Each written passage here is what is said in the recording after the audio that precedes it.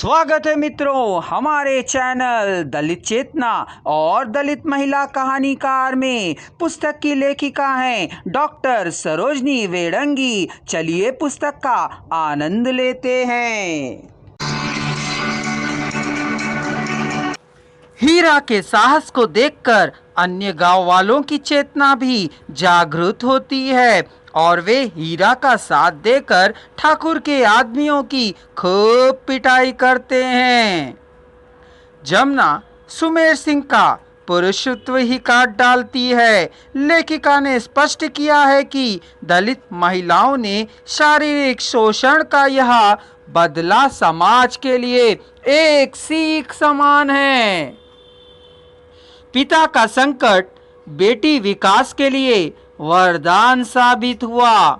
सुनीता अभी भी और पढ़ना चाहती थी। पढ़ लिख कर अपने पैरों पर खड़ी होकर यह देखना चाहती थी कि उसमें भी कुछ कर गुजरने की मादा है। इसलिए लाख बाधाओं को झेलते हुए भी वह आगे बढ़ती गई। गांव का मुखरिया सजना सिंह किशोरावस्था से गुजरती हुई सुनीता को भूखे भेड़िए के समान घेरता था। एक दिन सुनीता वह छेदा लाल से बोला, ए छेदा, तू इस गांव के रीति रिवाज जानता है। हमारे गांव में अछूतत छोकरी को ज्यादा पढ़ावो लिखावो ठीक नहीं।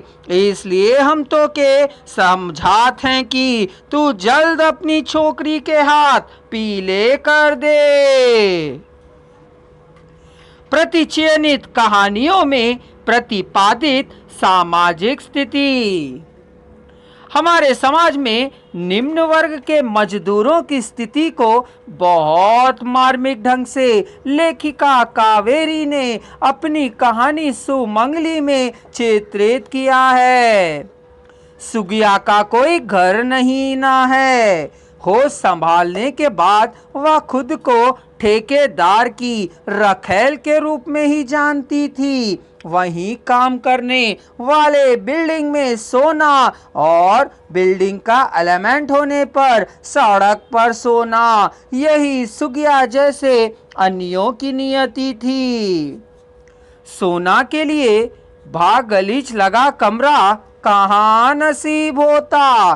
बस खुली प्रकृति के आंगन में ही अपनी कतरी बिछाकर सो जाती। जब बिल्डिंग बनाकर तैयार हो जाती तो भवन का कुछ सुख अनुभव कर लेती। बाद में तो उनके झेले बेरहमी से बाहर फेंक दिए जाते। इसी प्रकार भूख कहानी में भी डॉक्टर सीबी भारती ने मानसिक स्थिति को दर्शाया है।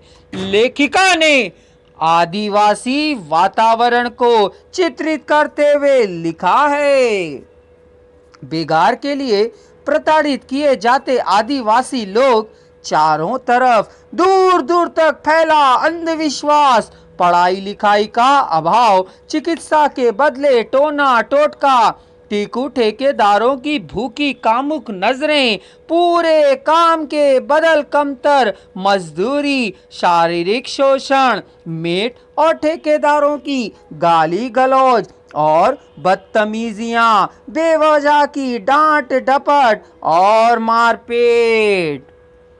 अंगारा कहानी में कुसुम मेघवाल भी दलित समाज का चित्रण करती हैं। समाज में स्त्री का शोषण होने पर भी उसे ही सजा भी सुनाई जाती है। वह सदा तीनों का शिकार होती है।